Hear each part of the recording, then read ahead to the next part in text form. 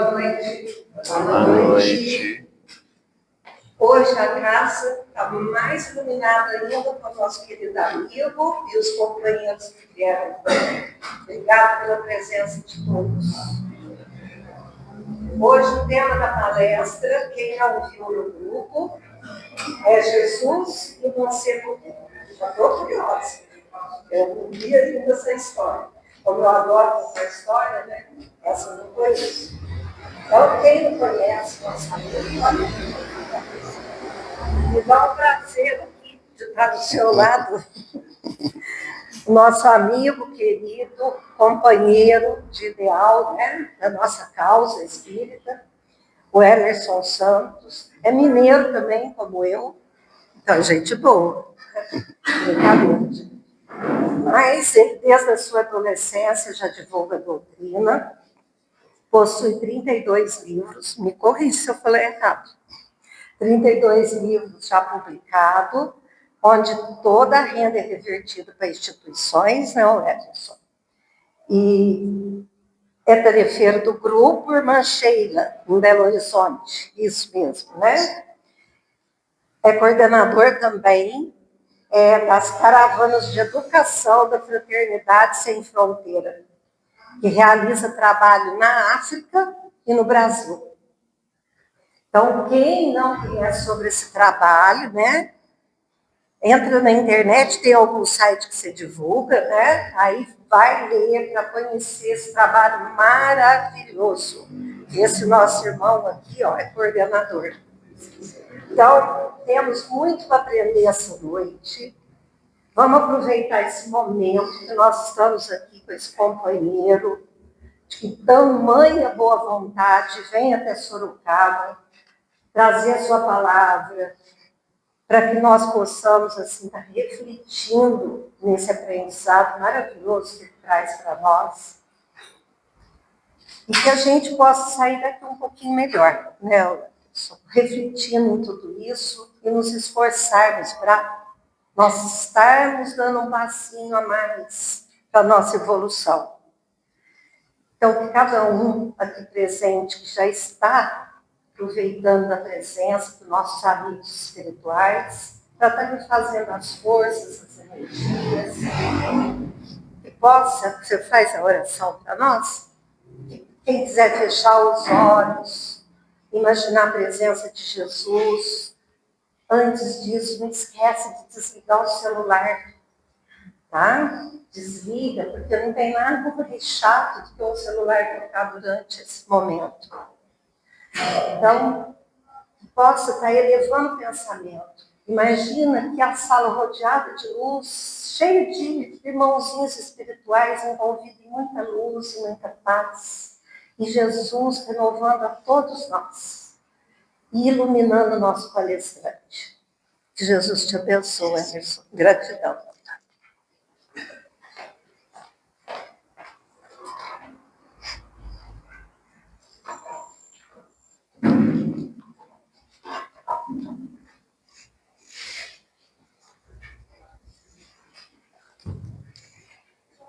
Meus queridos amigos, companheiros de ideal espírita, boa noite.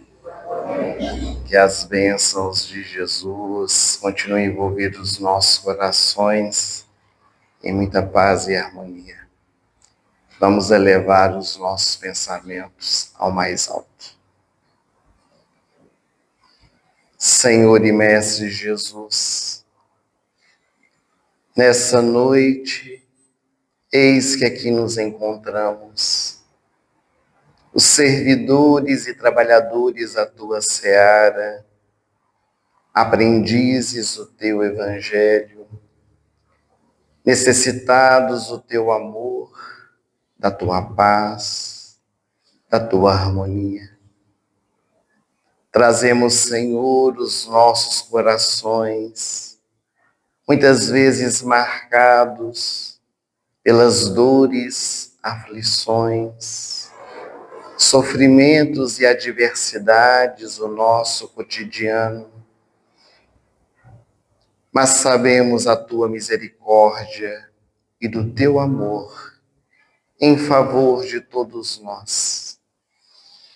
Que nessa noite de bênçãos, onde o movimento espiritual se faz em favor de todos nós que aqui nos encontramos, dos dois planos da vida, possa nos fortalecer, a fim de que ao sairmos dessa casa que nos acolhe com tanto carinho, possamos retornar aos nossos lares, levando conosco não apenas a mensagem do teu evangelho que nos conforta, nos orienta e nos instrui, mas, sobretudo, as energias balsamizantes que nos fortalecem na nossa jornada para que sejamos melhores a cada dia. Sê conosco, abençoa-nos e ilumina-nos, hoje e sempre. Que assim seja. Neste ano de trabalho por Sorocaba e região, nós fomos convidados a refletir sobre os diálogos com Jesus. Os personagens, homens e mulheres, que puderam cruzar os seus caminhos com os do meigo Rabi, trazendo para todos nós, por meio das suas experiências, o aprendizado para a nossa jornada. E na noite de hoje, coube-nos estudar a passagem evangélica de Jesus e o mancebo rico, que está narrada pelos evangelistas nas páginas do Novo Testamento e desdobrada pela mediunidade de Valdo Franco, especialmente pela benfeitora Amélia Rodrigues, no livro Primícias do Reino. Jesus se encontrava na cidade de Cafarnaum, às margens do Mar da Galileia, era final de tarde. Ele encontrava-se assentado no largo alpendre que circundeava o casebre do velho pescador. Ali assentado no banco trespassado de palha, acompanhado dos seus apóstolos, Jesus entretecia comentários a respeito da mensagem das boas novas de alegria, do seu evangelho de amor, porque ele aproveitava todas as oportunidades para ensinar. Quando o diálogo foi interrompido por um homem que se apresentava muito bem vestido, denotando que se tratava de alguém muito rico. Era Efraim, o filho de Bumã. Era um homem que estava em torno dos seus 40 anos de idade. Possuía muitos terrenos, propriedades, vastas plantações, muitos empregados ao seu dispor. Havia adquirido tudo isso por meio da herança que seus pais haviam lhe deixado. Efraim trazia no seu coração muitas dúvidas, muitos questionamentos. Embora estudioso da Torá hebraica, dos ensinamentos deixados pelo grande legislador hebreu Moisés, ele procurava encontrar o caminho da iluminação interior. O desejo de seguir uma rota segura para que pudesse ser verdadeiramente feliz. E ao chegar na casa de Simão Pedro, se deparando com Jesus, que ali se encontrava assentado, Efraim logo questionou ao mestre de Nazaré: que eu devo fazer para herdar o reino dos céus? E Jesus, olhando para aquele homem que sinceramente fazia o seu questionamento, lhe fez uma contrapergunta. Porque Jesus, na sua sabedoria, muitas vezes ele se utilizava dessa metodologia, que é a maiêutica socrática. Ao invés de dar a resposta, buscava retirar de dentro do indivíduo aquilo que ele já sabia e muitas vezes não queria vivenciar. Então Jesus disse para o mancebo rico: vivencie aquilo que está escrito na lei. Mas o que está escrito na lei, Senhor? Diz o homem rico: amarás o Senhor teu Deus de todo o teu coração, não furtarás, não roubarás, honrai teu pai e tua mãe, não cobiceis a mulher do próximo. E Efraim interrompeu a fala do meigo Rabi e disse: Senhor, mas isso eu já faço desde a minha juventude, porque aprendi com os meus pais as leis que norteiam o povo judeu. Então Jesus, de forma muito tranquila, disse a ele: queres ser perfeito? Então vai, vende tudo que tens, dá aos pobres, vem e segue-me.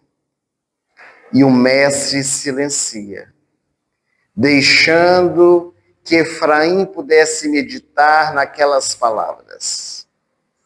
O homem rico assentou-se no tamborete de madeira que estava vazio ali no largo alpendre, e ele pôs-se a refletir sobre a sua vida. Realmente era detentor de uma riqueza incalculável. Era um homem de grandes posses, que possuía tudo aquilo que o dinheiro podia comprar, mas trazia na alma um grande vazio existencial.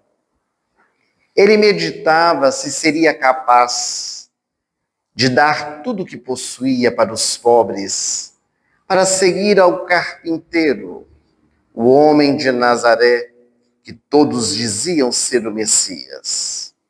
E naquela reflexão sincera, Efraim, segundo a benfeitora espiritual, teria encontrado uma resposta interior, que talvez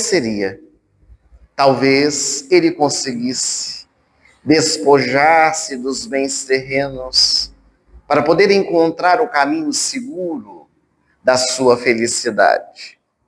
No entanto, ele tinha uma condição.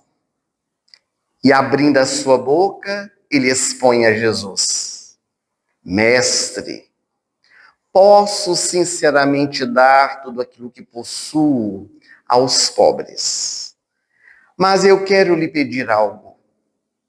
Daqui a 7 dias, eu irei participar de uma competição, uma corrida de bigas. Já estou me preparando há meses para ganhar este grande campeonato. Tenho certeza que serei o vencedor. Comprei cavalos fogosos que vieram da Danúbia. Meus servos e escravos têm me treinado e entre os competidores eu sou o favorito. Deixai-me participar da competição, ganhá-la e depois eu lhe seguirei os passos.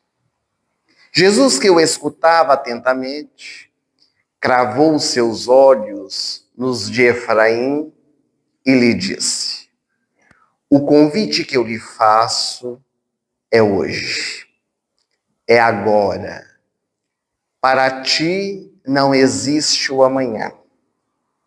Quero que escolha hoje o que desejas fazer. Efraim assustou-se. Ele disse: Senhor, mas o que são 7 dias para quem tem a eternidade? 7 dias passa muito rápido. Participarei da competição, ganharei e depois lhe seguirei os passos. Ele buscava novamente reafirmar o seu desejo junto a Jesus. As corridas de bigas eram competições que eram muito realizadas em Israel, principalmente porque estavam sob o comando do Império Romano. Eram corridas tipicamente romanas, onde haviam as quadrigas, aqueles carros de ferro com as rodas imensas, e os cavalos à frente que puxavam nas arenas, para aquele que fosse mais veloz pudesse ganhar a prova. Efraim já há muito tempo estava desejoso de participar dessa competição. Quando ele expôs a Jesus o seu desejo novamente, o mestre lhe fala com ternura: o meu convite para ti é hoje, é agora. E silencia para que ele pudesse refletir. Naquele silêncio que se fez, os apóstolos também aguardavam a resposta que daria Efraim. A benfeitora Amélia Rodrigues, historiadora baiana, com a sua forma típica de contar as histórias, ela narra que havia próximo da casa de Simão Pedro uma árvore de flores rubras, da cor do sangue. Um vento forte se fez e as pétalas daquelas rosas se desprenderam e caíram nos pés de Efraim. Ele olhou para as pétalas, achou muito estranho, meditou sobre o convite de Jesus, refletiu sobre a competição que iria participar em Cesareia de Filipe, e como se no seu banco houvesse uma mola, ele se levantou e disse para Jesus: se tu me amas, entenderás a minha escolha. Daqui a 7 dias, eu lhe prometo, eu retornarei para acompanhar-te os passos. E sem esperar que Jesus dissesse qualquer coisa, Efraim saiu a correr na casa de Simão Pedro, porque lembrou-se que naquele final de tarde ainda tinha que treinar para a grande competição. Quando ele saiu, Jesus, com lágrimas nos olhos, olhou para os seus seguidores e disse: é mais fácil um camelo passar pelo buraco de uma agulha de que um rico entrar no reino dos céus. E foi naquele instante que os apóstolos puderam compreender a mensagem que Jesus desejava trazer a todos nós, à humanidade, em torno da utilização das riquezas. 7 dias depois, em Cesareia de Filipe, a multidão estava reunida na arena. Ali haviam competidores vindos de diversas partes do mundo conhecido. As pessoas que se acotovelavam nas arquibancadas faziam as suas apostas. Qual seria o vencedor da grande competição? É claro que o mais cotado era Efraim. Todos apostavam quantias vultosas no homem que iria vencer aquela grande prova. Lá embaixo, os homens seguravam as rédeas dos cavalos com mãos firmes, porque eles já queriam sair em disparada.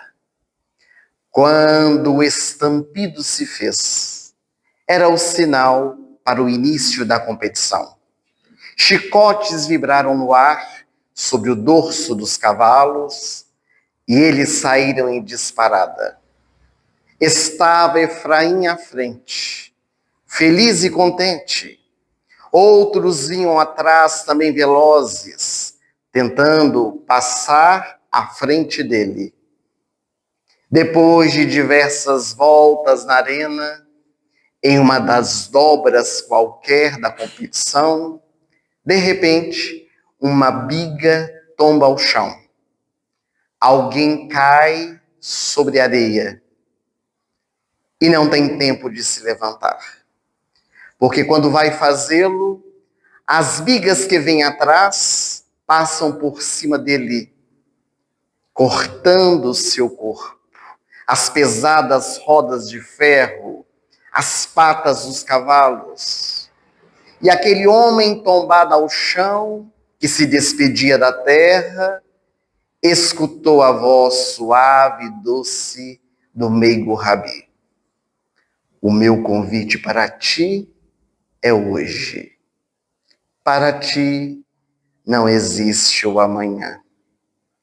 Era Efraim, o mancebo rico, que retornava à pátria espiritual naquele acidente que sem dúvida Jesus havia visto, mas respeita o livre-arbítrio, a liberdade de escolha daquele que não tinha ainda compreensão do convite que lhe era feito, para que ele pudesse conquistar o reino dos céus, como era o seu desejo. Efraim acordou no mundo espiritual com as lembranças do encontro com Jesus. E conforme dizem os benfeitores espirituais, nas dobras do tempo, pela lei da reencarnação, o mancebo rico teria a oportunidade de regressar à Terra em outras oportunidades, especialmente a sua redenção nos séculos 12 e 13, quando ele faz parte da equipe de Francisco de Assis, o pobrezinho de Deus que chega à Terra para trazer de volta a mensagem do Evangelho de Jesus, que se despoja dos bens terrenos para entregar-se de corpo e alma à mensagem que ele desejava divulgar. No século XVI, eis o mancebo rico de volta à Terra, fazendo parte de um grande movimento que ficou conhecido como a Reforma Protestante. E junto de Martinho Lutero, o jovem mancebo rico foi um grande trabalhador para transformar consciências, buscando trazer também de volta a mensagem esquecida que Jesus havia deixado. Hoje, no nosso movimento espírita, o mancebo rico, Efraim, é conhecido como Espírito Miramês, que pelas mãos abnegadas de João Nunes Maia, médium mineiro, já desencarnado, pôde nos trazer tantas mensagens, tantas lições acerca das boas novas de alegria, fortalecendo as nossas mentes e os nossos corações para a compreensão da essência da mensagem que Jesus veio nos trazer. Na noite de hoje, as nossas reflexões vão em torno deste encontro, desse diálogo, que fala muito aos nossos corações nos dias de hoje, porque nós vivemos num mundo capitalista, onde as pessoas valem aquilo que têm e não aquilo que são. Hoje, nós estamos sempre buscando conhecer as pessoas pelo poder aquisitivo que elas possuem. Quando nós conhecemos alguém, nós perguntamos onde mora, qual trabalho tem, qual é a sua profissão, é formado em quê, para podermos ter uma panorâmica do indivíduo. E bem poucos de nós somos aqueles que desejamos conhecer a intimidade do coração, o caráter de alguém que é o mais importante na nossa jornada evolutiva. De certo que nós não deveríamos ser hipócritas, porque nós sabemos que o dinheiro é importante. O dinheiro movimenta o mundo. Há inclusive uma música popular brasileira que diz: que é preciso pagar para nascer, para viver e para morrer. É preciso que nós tenhamos o recurso financeiro para a nossa sobrevivência, para o nosso vestuário, para a nossa alimentação, para o nosso bem-estar. Em nenhum momento o Evangelho nos proíbe de nós buscarmos ter uma vida melhor, adquirirmos com o nosso próprio esforço, com o nosso trabalho digno e honesto, os recursos que fazem com que nós tenhamos uma vida mais confortável. A problemática é quando a nossa mente se envolve apenas nessa busca desenfreada do ter e do possuir. E esquecemos de ser, de buscar os tesouros da alma, a que se refere o Evangelho de Jesus, que as traças não corroem, que a ferrugem não destrói e que os ladrões não podem roubar. Porque as conquistas da alma são imperdíveis. Elas ficam conosco para a eternidade.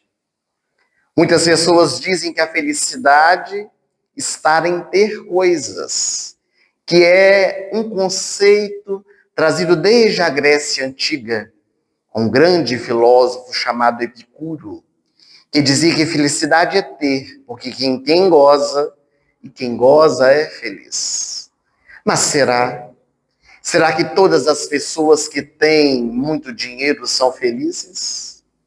Há pessoas milionárias que seriam capazes de dar todo o dinheiro que têm para salvar a vida de um filhinho que está doente, com uma doença dita incurável do ponto de vista médico, e que são profundamente infelizes por aquela experiência. Além do que, há muitos de nós que somos escravos daquilo que temos e daquilo que não temos. Há um grande poeta nordestino chamado Vicente de Carvalho, que diz que a felicidade é um pomo, que nós pomos sempre onde não nos encontramos. Eu só serei feliz se. Eu só serei feliz quando. E o se e o quando nunca chegam.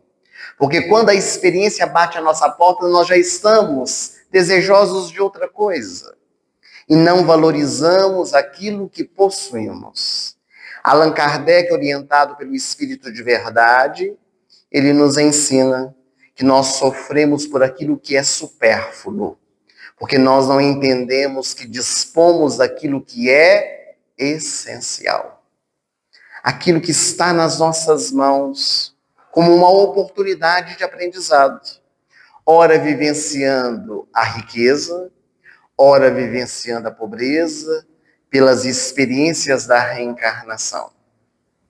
Porque quando Allan Kardec pergunta qual seria a prova mais difícil, a riqueza ou a pobreza, os benfeitores dizem que as experiências são neutras, porque quem lhe dá destino somos nós, pela nossa liberdade de escolha.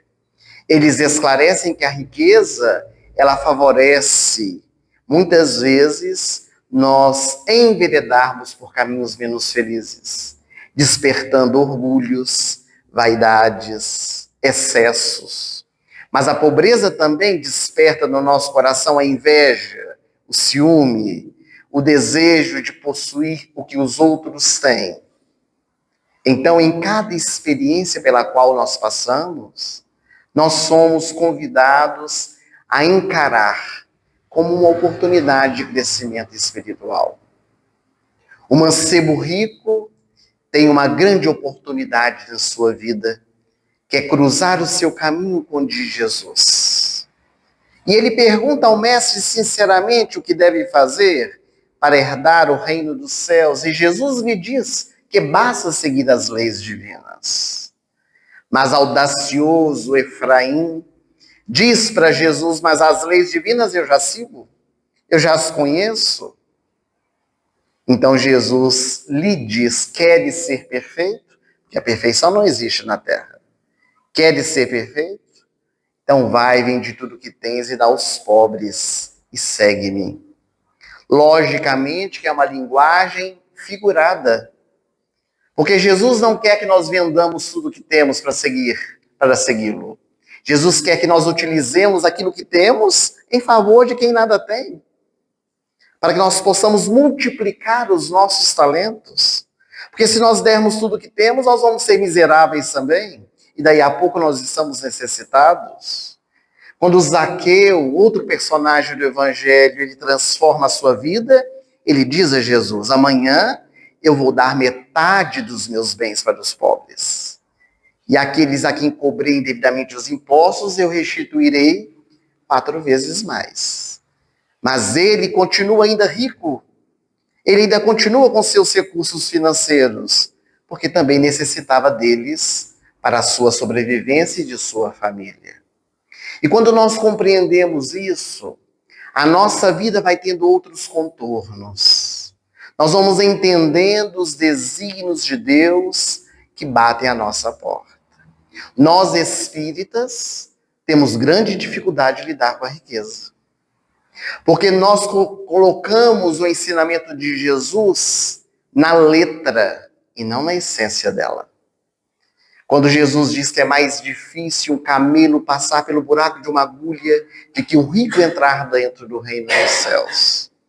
Porque muitas vezes os nossos olhos são de inveja com aqueles que têm. Porque se fôssemos nós a ter, não tinha problema. Mas como é o outro, isso nos incomoda. E é preciso nós avaliarmos, porque cada um responderá por aquilo que possui. Nós não temos que dar contas do que o outro faz na sua vida, mas aquilo que fazemos da nossa existência. Quais os direcionamentos que nós damos para a nossa vida. Mas nós ficamos incomodados sempre com aqueles que têm muitas riquezas. E às vezes até verbalizamos: se eu tivesse, tudo seria diferente. Até a famosa frase: se eu ganhar na loteria, eu vou ajudar muita gente. Vai nada. Se ganhar, vai gastar tudo com a família, consigo mesmo. E vai esquecer daqueles que realmente necessitam. Porque é sempre muito fácil nós dizermos o que o outro tem que fazer. O difícil é nós vivenciarmos a proposta de Jesus em nossas vidas. Há muitas pessoas que acham, por exemplo, que resolver o problema da pobreza na Terra seria dividir de forma equânime toda a riqueza que existe no mundo. Pegar o dinheiro e dividir para todos a mesma quantia. E os benfeitores dizem que essa não é a solução. Porque se nós fizermos isso, daí a 12 horas, daí a 5 horas, daí a 1 hora, já teria diferença de novo. Porque tem aquele que gasta muito, é consumista. Tem aquele que sabe multiplicar. Tem aquele que sabe guardar o dinheiro e daí a pouco a diferença estava instalada de novo, a diferença social. Porque o problema não é a diferença social. O problema é como nós vivemos essa diferença na nossa vida. Com o convite que o Evangelho nos faz para o despertamento. Outros, de uma maneira equivocada, acham que quem tem muito tem que sair distribuindo aquilo que tem. E distribuir o que tem sem ter um planejamento, isso não é desprendimento, isso é descaso, é indiferença. É o indivíduo não saber usar aquilo que está em suas mãos. Porque até para dar, nós precisamos saber oferecer, dando oportunidades. Porque está em o Evangelho segundo o Espiritismo: transformai as vossas esmolas em salários. Essa é a proposta. De não mantermos na indignidade aquele que é necessitado. Com uma bengala, para que ele mantenha-se ali naquela condição durante uma vida inteira. É preciso retirar o indivíduo da condição em que ele se encontra para uma melhor. Essa é a proposta do Evangelho em nossas vidas. Mas ao estudarmos esse diálogo de Jesus e o mancebo rico, e todas as vezes que nós lemos o Evangelho, nós sentimos que a mensagem está muito distante de nós, que a mensagem não tem como ser vivida, nós gostaríamos de trazer uma história real. Que as histórias reais dos nossos dias falam muito mais do que as teorias, que às vezes nos ensina, mas não nos mostram a forma de vivenciar. Essa história, ela aconteceu por volta do século XIX, em São Francisco da Califórnia, com uma madame que era milionária. Se chamava Madame Stanford. Ela era casada com o governador da Califórnia, o senhor Stanford, um dos homens mais ricos das Américas naqueles dias. O casal tinha um filho chamado Leland, que na época desses acontecimentos tinha em torno dos seus 9 anos de idade. Leland tinha tudo que o dinheiro podia comprar. Dentro do palácio em que eles viviam, Leland tinha 3 babás que estavam ao seu dispor. Tudo que Leland precisava, elas ofereciam. A única coisa que ele não tinha era a presença dos pais. Porque Madame Stanford sempre estava se preparando para as festividades sociais. O governador, nas questões políticas. Quando Leland acordava de manhã para ir à escola, Madame estava dormindo, porque havia chegado muito tarde das festividades. Quando Leland chegava da escola, Madame estava no salão de beleza, preparando o cabelo e a maquiagem para a festividade da noite. Quando Madame chegava em casa, Leland estava envolvido nas atividades junto com as babás. E o contato com o filho era quase nulo. Ela tirava um dia na semana para estar ao lado de Leland. E convivia por poucas horas, porque Madame tinha quem educasse o filho e não se preocupava com isso. E a vida vai percorrendo dentro daquela família de grandes posses. Para nós termos uma ideia da relação de Madame Stanford com seu filho Leland, ela muitas vezes pegava o filho no colo, acarinhava os seus cabelos alourados, ele tinha olhos verdes, e ela dizia para ele: meu filho, os teus olhos são tão lindos, que se eu pudesse eu os arrancava e colocava no meu pescoço, como sendo uma joia preciosa, para arrancar suspiros e inveja das minhas amigas.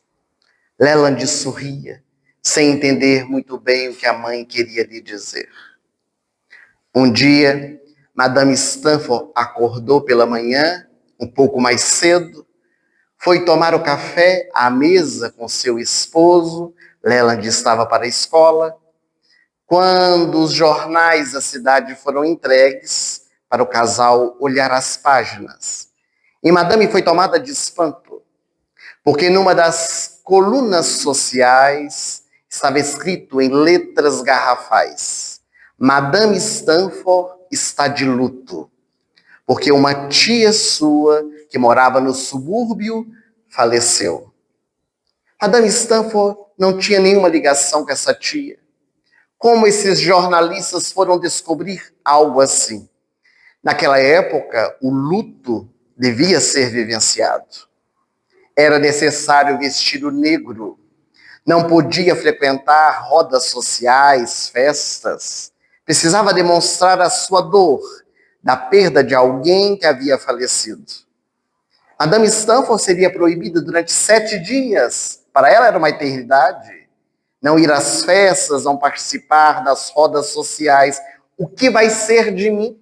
Disse a esposa para o governador. Ele, sorrindo, disse para ela: você esqueceu que nós temos filho? Vá brincar com Leland. Porque muitos pais e mães têm filhos de brincadeira. E então, Madame Stanford sorriu. E Leland chegou da escola, Madame estava em casa. Ele achou estranho. Ela foi conversar com o filho, brincou com ele. No dia seguinte, à hora do café, Quando ele ia sair para a escola, a madame tomou café com ele. Ele ficou super entusiasmado. Chegou da escola, a hora do almoço, estava a madame para almoçar com ele. No terceiro dia, com a casa toda diferente, Leland ia sentado tomando o café da tarde com a mãe. Perguntou: mamãe, as coisas aqui em casa são diferentes. Como assim, meu filho? A senhora está mais presente comigo. O que foi que aconteceu? Ah, meu filho, foram os jornais. Eles disseram que a mamãe está de luto. E o que é luto, mamãe? Você não sabe o que é luto, meu filho? Não sei, mamãe, me explique. Como eu vou te explicar, meu filho? Luto? Luto é quando alguém da nossa família morre. E alguém da nossa família morreu, mamãe? Morreu. Uma tia minha que morava no subúrbio, uma miserável, que eu nem tinha contato com ela, mas os jornalistas disseram. Agora, a mamãe tem que estar de luto 7 dias.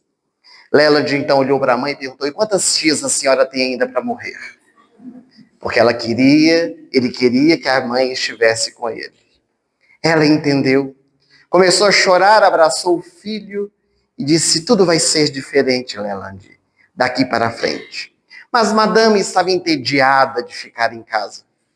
Um dia, ela estava no seu quarto, quando ela começou a escutar uma canção que vinha da sala de música. Madame foi andando pelos largos corredores do palacete. Quando ela abriu a porta, sem que o filho visse, Leland estava sentado ao piano, tocando uma bela canção.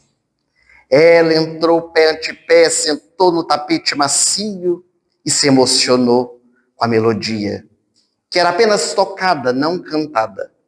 Quando ele terminou, madame aplaudiu, Leland se virou, a mãe dele havia lhe escutado, e ele então virou-se para ela: gostou, mamãe? Linda essa melodia, Leland. Você sabe a letra? Ele disse: é claro que sei, mamãe. Foi a minha babá francesa quem me ensinou. Então diga para mim o que diz essa canção. É uma das que eu mais gosto, mamãe. É a história de um casal que morava na Normandia. Eles eram muito pobres. O pai era pescador, a mãe do lar. E o filho, de 9 anos de idade, queria acompanhar os passos do pai. Todos os dias, no final da tarde, mãe e filho levavam o pescador ao mar. Ele entrava dentro do barquinho, ia trabalhar, e pela manhã eles vinham para poder receber o trabalhador que retornava com os peixes para ser vendido no mercado. Um dia, mãe e filho estavam na beira do mar, pela manhã esperando, e o barquinho não voltou. À tarde eles vieram, o barquinho não voltou. No outro dia, pela manhã, o barquinho não apareceu. Então a mãe ajoelhou-se nos pés do filho e lhe disse: meu filho, você vai ficar aqui. E a mamãe vai buscar o papai que se encontra no mar. E ela entrou no mar para nunca mais voltar. Meu filho, que história é essa? A babá francesa está ficando louca de te contar uma história como essa. Mas eu gosto tanto dessa história, mamãe. Mas por quê? Essa história se parece muito comigo. Mas você tem pai e tem mãe? Mas vocês estão no mar da vida. E eu fico aqui na beira da praia, esperando o barquinho voltar, quando um ou outro vai chegar. Madame abraçou o filho chorando e disse para ele: mas isso vai mudar. Entediada, Madame Stanford já não sabia mais o que fazer para sua mente poder aproveitar de alguma forma aqueles dias. Quando uma amiga, essas amigas incríveis que têm ideias maravilhosas, veio visitar Madame Stanford e disse para ela: tive uma ideia genial que você vai adorar. Você precisa ser comentada pelos jornalistas. Mas como? Não posso ir em lugar nenhum. Vamos fazer a caridade. Caridade da Ibope. Todos os jornalistas vão dizer: Madame Stanford está de luto e foi praticar a caridade nesses dias de tristeza. Madame achou notável a ideia, Pode preparar tudo, disse a amiga, que eu vou dar notícias para os jornais. Madame então combinou no sábado de ir ao orfanato de São Francisco no subúrbio. Mandou os serviçais preparar uma carruagem cheia de guloseimas, doces, roupas e brinquedos para serem distribuídos. No dia marcado, Madame Stanford, vestida de negro, ela estava de luto, mas colocou a melhor roupa que tinha, as joias para encantar nas fotos, desceu as escadarias de mármore do palacete, entrou dentro da outra carruagem que foi preparada para ela, e quando o cocheiro ia sair, lá em cima apareceu Leland, o filho. E ele gritou: mamãe, aonde a senhora vai? Vou fazer caridade, meu filho. Eu posso ir, mamãe? Venha, venha logo. Ele desceu as escadarias correndo, entrou dentro da carruagem, assentou-se de frente à mãe, e logo que o cocheiro partiu, então Leland perguntou para a mãe: o que é a caridade, mamãe? Caridade, meu filho, a sua babá não ensinou. Como é que eu vou te explicar o que é caridade? Caridade? Bem, caridade é ajudar as pessoas necessitadas, meu filho, e tirar fotos para aparecer no jornal e ser comentada. Mas, mamãe, e onde é que nós vamos? Nós vamos visitar um orfanato. Orfanato, mamãe, e o que é orfanato? Mas a sua escola não ensina nada, Leland. Você não sabe o que é orfanato? Nunca ouviu falar, mamãe, o que é orfanato? Bem, meu filho, orfanato é o lugar onde moram os órfãos. E o que são órfãos, mamãe? Ah, meu filho, órfãos. Órfãos são meninos e meninas que não têm pais e não têm mães. Mamãe, mas há crianças que não têm pais e não têm mães? Ah, meu filho, muitas. Mas o papai não é o governador da Califórnia. Por que ele permite que aconteça isso? Meu filho, isso é coisa de política. Deixa o seu pai com as coisas de política e vamos fazer a caridade que é melhor. Leland ficou em silêncio, meditando nas palavras da mãe. Quando as carruagens chegaram de frente ao orfanato, os orfanatos de todo o mundo são iguais. Ali estavam as crianças amontoadas no pátio, os portões fechados e os jornalistas do lado de fora, esperando Madame chegar. Ela desceu imponente da carruagem, Leland veio atrás. Abriu a carruagem onde estavam as guloseimas e saiu a distribuir pelo portão. As crianças não podiam ter contato com a madame. Foi distribuindo para as crianças, posando para as fotos. E Leland envolvido com os meninos e meninas. Qual é o seu nome? John. E o seu, Mary? E o seu, Peter? Que bom, Mary. Que bom, Peter. Vocês são crianças iguais a mim. Que bom conhecê-los. Quando Madame Stanford viu o filho se envolvendo com as crianças, ela já tinha tirado as fotos, disse para Lela: já é hora de voltar. O resto eles distribuem para eles. Entrou dentro da carruagem, puxou o filho pelo braço, Leland contrariado. Ele assentou-se dentro da carruagem e logo que o cocheiro partiu, ele com os olhos brilhando, disse: mamãe, adorei fazer a caridade. Que dia que nós vamos voltar? Nunca mais, meu filho. Esse lugar é um pardieiro. Mamãe veio para aparecer nos jornais fazendo a caridade. Não vamos voltar aqui, porque essas pessoas não são da nossa laia. Mas, mamãe, são crianças iguais a mim. Cala-te, Leland. Você é filho dos homens mais ricos da Califórnia. Nós não somos iguais a essas pessoas. Somos sim, mamãe. São os meus irmãozinhos. John, Mary, Peter. Eu quero voltar, mamãe. Cala-te, meu filho, não vamos falar mais sobre isso. E Leland debruçou-se na carruagem, na janela de vidro, olhando o orfanato subir numa das dobras qualquer das avenidas em que eles moravam. Quando chegaram no palácio, Leland desceu da carruagem, correndo, subiu as escadarias. Madame entrou, foi tomar o café e percebeu que Leland não havia vindo. Pediu ao babá para chamar. A babá disse que Leland não queria. Na hora do jantar, Leland não veio. Madame ficou preocupada. Quando ela chegou no quarto, ele está deitado na cama, ela disse: meu filho, vamos jantar. Só quando eu voltar no orfanato, mamãe, para visitar os meus irmãozinhos, os órfãos. Essa história de novo, meu filho. Nós não vamos voltar naquele lugar, esqueça. Agora vamos jantar. Ela tomou dos braços o filho para levantá-lo da cama e percebeu que ele estava com uma febre muito alta. Madame ficou preocupada. Logo chamou o médico da família. Ele veio examinar, prescreveu medicamentos. Leland tomou, a febre não cedia. Então o médico, no dia seguinte, disse para a madame: só há duas coisas a fazer, porque isso é uma febre emocional.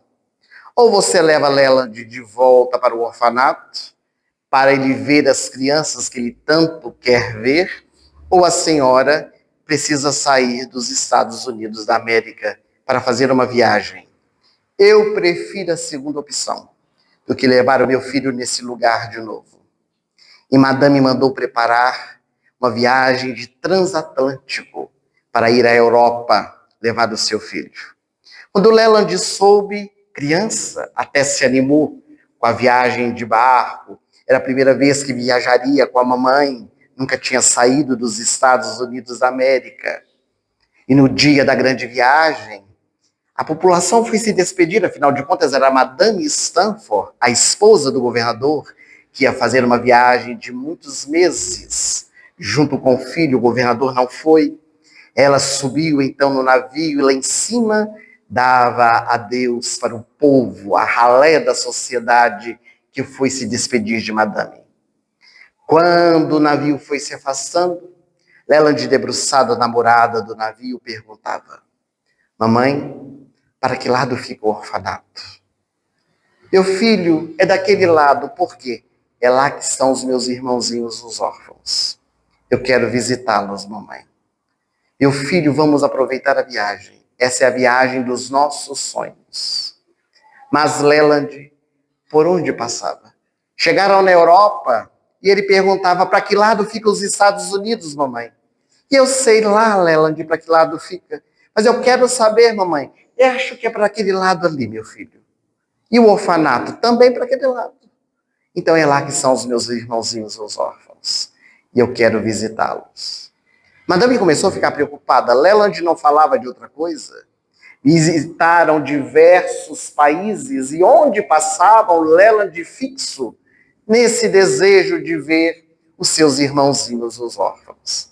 Quando eles chegaram em Roma, ficaram hospedados na antiga Via Ápia, no hotel de luxo. Leland no quarto com a sua mãe, ele foi à sacada e disse: mamãe, me diga agora, para que lado estão os Estados Unidos da América? Para que quer saber, meu filho? É lá que estão os meus irmãozinhos, os órfãos. Eu quero vê-los de novo. Leland contagiou-se com a febre amarela, que na época era uma pandemia. Leland foi para a cama. Ele estava com febres altíssimas. Os melhores médicos da Europa foram chamados. E ao examinar, disseram para Madame Stanford: o seu filho está morrendo. Mas meu filho é filho do governador da Califórnia. Nós temos muito dinheiro. Chamem os médicos da Rainha Vitória para atender o meu filho. De nada adianta, senhora. Seu filho está morrendo. Numa madrugada, Leland deitado sobre a cama, delirando, os olhos esbugalhados, ele disse: mamãe, veja, os meus irmãozinhos órfãos estão chegando. Olá, John. Olá, Mary. Olá, Peter. Eles vieram me receber, mamãe.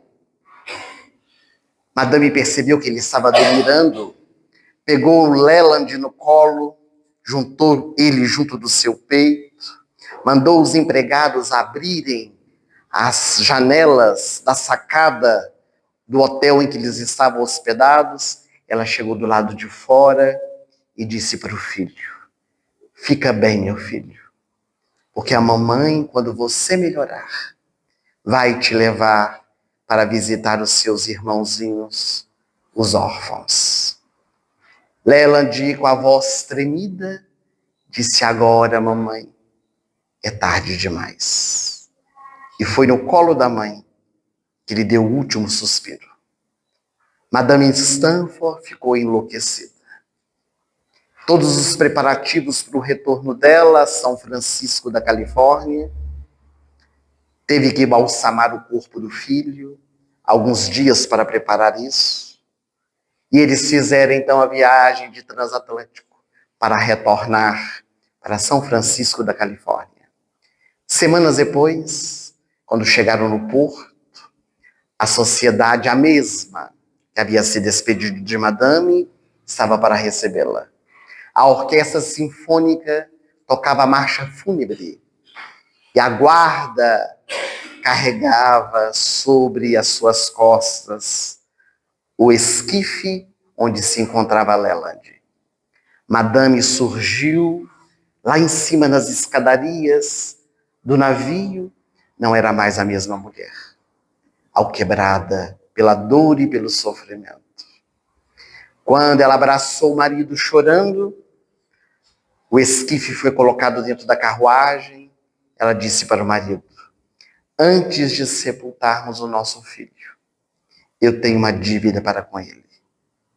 Vamos ao orfanato. E pelas ruas de São Francisco da Califórnia, eles foram ao orfanato. E quando chegaram de frente àquela casa, onde as crianças, os meninos e meninas estavam todos no pátio, porque avisaram que Madame estava indo com o filho morto, Madame abriu as portas da carruagem de vidro e começou a gritar: Leland, meu filho, me perdoe. A sua mãe inconsequente, que não soube entender os desejos benfazejos de um coração tão puro quanto o teu. Eu lhe prometo que ajudarei os teus irmãozinhos, os órfãos, em lembrança de ti. Ele foi sepultado na propriedade da família Stanford. Madame mandou plantar algumas rosas vermelhas, mandou colocar na lápide: aqui dormem os olhos verdes do meu filho. Naquele ano, Madame Stanford doou $20.000 para o orfanato. No ano seguinte, Madame Stanford mandou construir 2 orfanatos. No terceiro ano da morte de Leland, Madame Stanford ficou viúva. O governador morreu. E quando ele morreu, ela entendeu que era hora de fazer algo mais por aqueles que nada tinham. E ela tomou uma grande decisão da sua vida. 10 anos depois da morte de Leland, um jornalista brasileiro chamado Felício Terra estava numa casa do subúrbio de São Francisco da Califórnia. Uma mulher que havia perdido os contornos da beleza, rechonchuda, envelhecida, cabelos em coque, numa casa com poucos móveis, recebeu. E ele lhe perguntou: Madame Stanford, como chegaste neste patamar? E ela, com lágrimas nos olhos, disse: depois da morte do meu marido, eu entendi que deveria trabalhar em favor daqueles que nada têm. Vendi todas as nossas propriedades. Vendi todas as joias que possuía, as tapeçarias, os objetos de arte, e decidi criar em São Francisco da Califórnia a Universidade Stanford, em homenagem ao meu filho Leland. E foi assim que surgiu a maior universidade que existe, segundo as pesquisas de ensino nos Estados Unidos. A Universidade Stanford, criada pela Madame, em homenagem a seu filho, vivenciando momentos de dores, de sofrimentos, canalizados para àqueles que realmente necessitam. Então nós percebemos que é possível. É possível na nossa vida nós canalizarmos aquilo que temos para quem nada tem. E nem sempre é necessário que haja o sofrimento. Porque nós podemos fazer este caminho pelo amor, pelo entendimento de que devemos distribuir ou devemos realizar aquilo que está ao nosso alcance, em favor de todos que estão à nossa volta.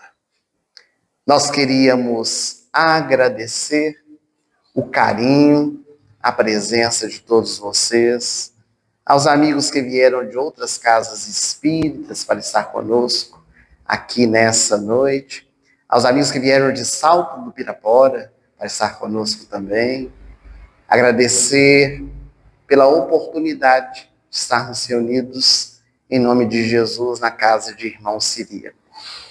E antes de nós voltarmos à palavra, a nossa companheira que nos dirige nessa noite, para finalizar as nossas atividades, carinhosamente a direção da casa nos permitiu falar um pouquinho acerca do nosso trabalho, conforme foi divulgado logo no início. Nós temos feito o trabalho de divulgação do Evangelho onde somos chamados. Há 33 anos temos feito esse trabalho e temos 40 livros publicados para crianças, jovens e adultos, cuja renda é revertida para várias instituições de caridade, entre elas uma ONG que se chama Fraternidade Sem Fronteiras. A Fraternidade Sem Fronteiras é uma ONG que realiza um trabalho humanitário, tanto no Brasil quanto na África. Há 16 anos, essa ONG foi criada por um rapaz, hoje um homem, que vivia em Campo Grande, no Mato Grosso do Sul, chamado Wagner Moura, que não é o artista. Ele hoje vive no Malawi, um dos países que nós auxiliamos. E tudo começou em Moçambique, com 75 crianças. E hoje nós atendemos a 36 mil pessoas em 9 países. E tudo isso só é possível com o apoio de muitos corações. De muitas pessoas que entenderam que a caridade não tem fronteiras, que onde houver a necessidade, segundo o chamado do nosso coração, nós podemos fazer a diferença.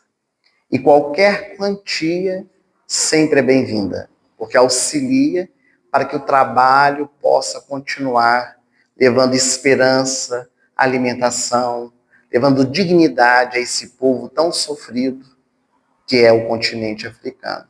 Hoje nós temos grandes apoiadores da causa, artistas que abraçaram junto conosco essa proposta, como DJ Alok, a Xuxa, Padre Fábio de Mello, Luciano Huck, que puderam experienciar, alguns deles, a viagem indo até Moçambique, ao Malawi, conhecendo de perto o trabalho.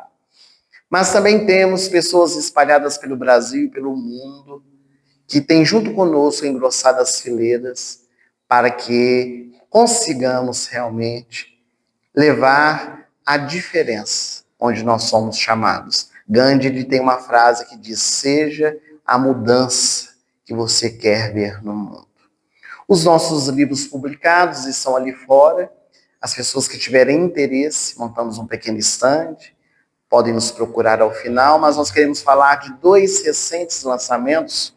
Um deles é o livro Diálogo com Jesus, que é o livro base do nosso trabalho nesses dias aqui por Sorocaba e região.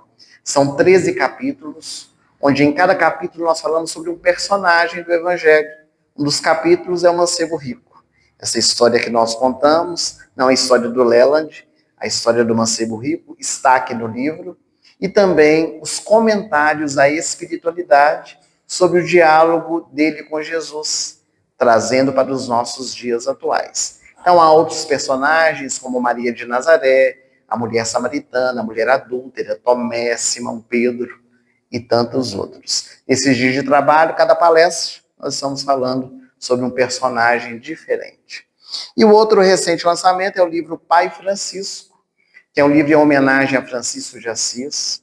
Nesse livro nós temos fotos das cidades pelas quais passou Francisco de Assis, há orações endereçadas ao pobrezinho de Deus e 30 canções em homenagem a Francisco de Assis, canções inéditas. Aqui há a letra da canção e o QR Code, para que com a câmera do celular nós possamos acessar e poder ver as imagens, escutar as canções que se encontram no YouTube. No Spotify também podem ser encontradas as canções, basta procurar Pai Francisco. Então, esses e outros trabalhos, alguns livros infantis, são ali expostos. E esperamos reencontrá-los nesses dias de trabalho, que estivermos aqui em Sorocaba e região. Amanhã nós vamos estar no Centro Espírita Batuíra, fazendo a palestra da noite. Aqueles que puderem estar conosco, será uma grande alegria. Tenhamos uma excelente noite, que possamos em outras oportunidades nos encontrar para estes momentos de reflexão em torno do Evangelho. Muito obrigado pelo carinho de todos. Por favor.